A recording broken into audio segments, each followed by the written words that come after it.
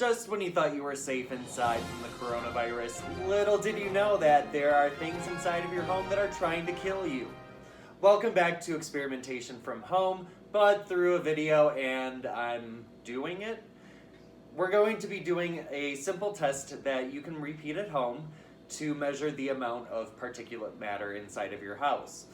What we are going to need for that is first a little bit of a costume change into my lab coat.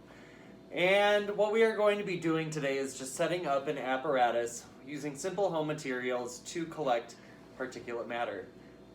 Let's get going.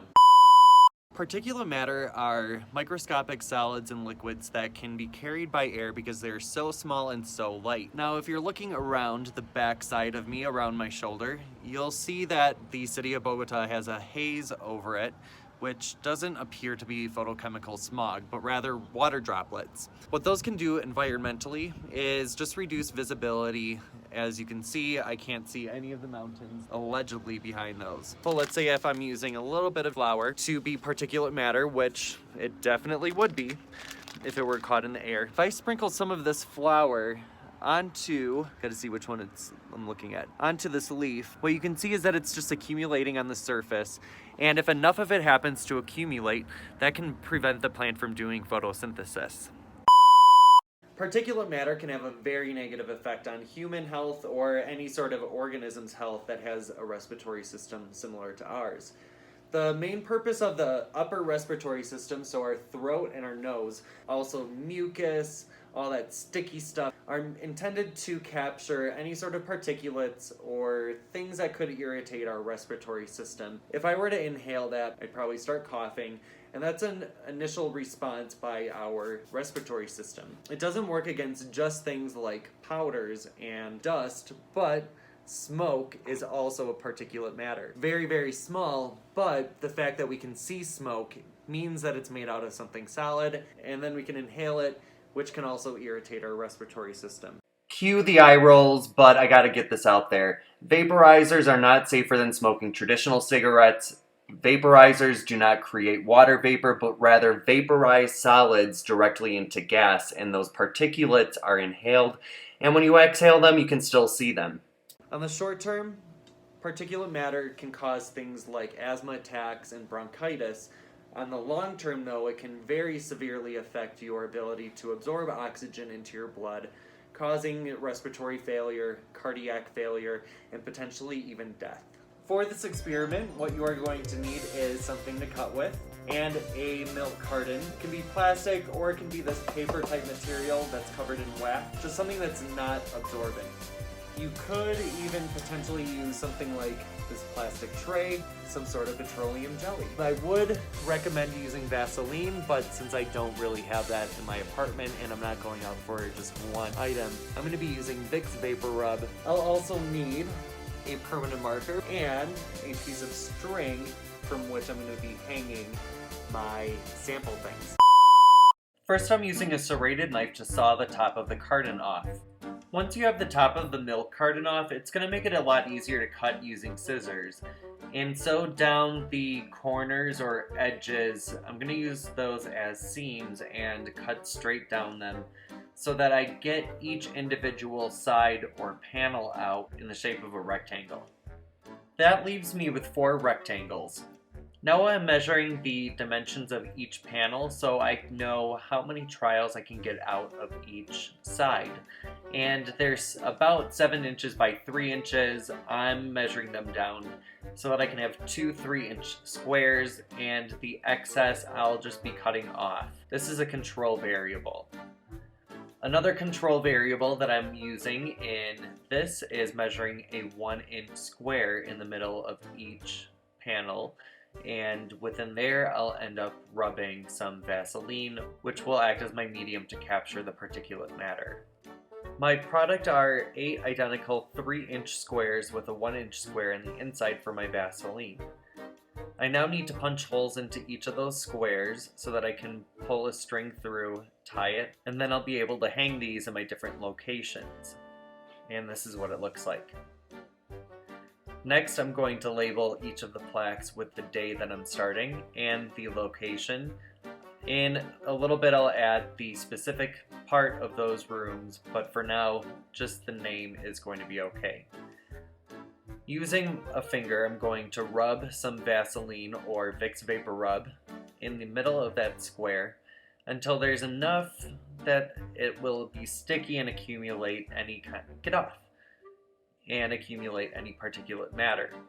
One of the locations is going to be my bodega or wash closet or storage room, whatever you want to call it. One towards the back and one that is near the ventilation by the kitchen. In my living room, I'm going to affix one near the ceiling by where I sit, closer to my patio door, and that'll catch any kind of particulates coming in from breezes. The other is underneath my staircase, which goes up to my bedroom. In my bedroom, I'm going to put one that goes to my closet entrance, and the other above my desk, kind of close to my other patio door. In my bathroom, one will go in the shower close to the window, and the other will go in the doorway to my closet. If you're repeating this experiment at home with me, you should leave your cards hanging up at least a couple of days. I plan to leave mine up for 3 to 5 days, and at the end I'm going to take them down and I'm going to observe any type of particulate matter that I find trapped on the petroleum jelly, whether it's visible to my eye or using some sort of magnifying device, because I don't have a magnifying glass in my apartment. Let's come back in a little bit of time and see how things went. 4 to 6 days later.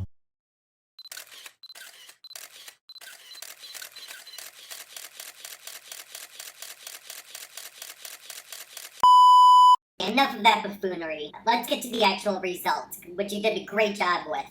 Now, do you think that the results were okay? Like, were they clear? Yeah?